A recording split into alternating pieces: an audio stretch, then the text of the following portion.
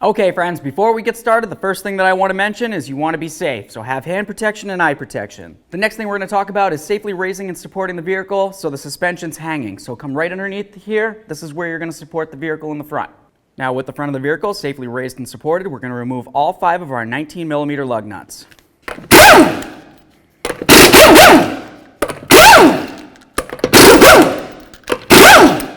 Remove your wheel.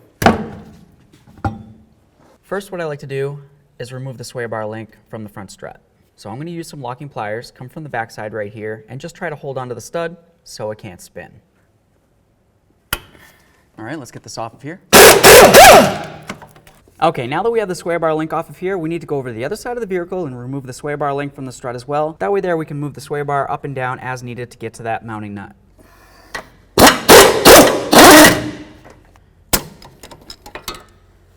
There it is, friends.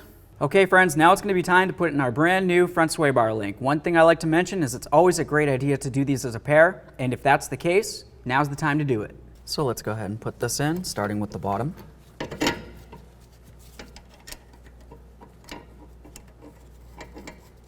Now I'm going to use my 17mm wrench to hold the stud from spinning, and then we'll snug it up.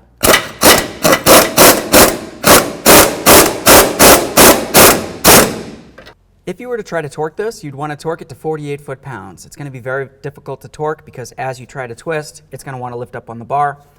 If you try to put the bar inside here, obviously you're not going to be able to get to it. So 48 foot-pounds if you can do it. Let's get the sway bar link connected to the strut.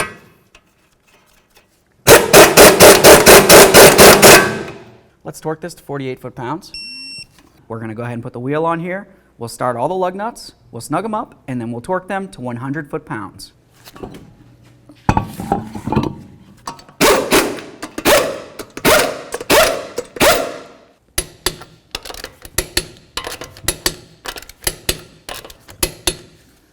Torqued.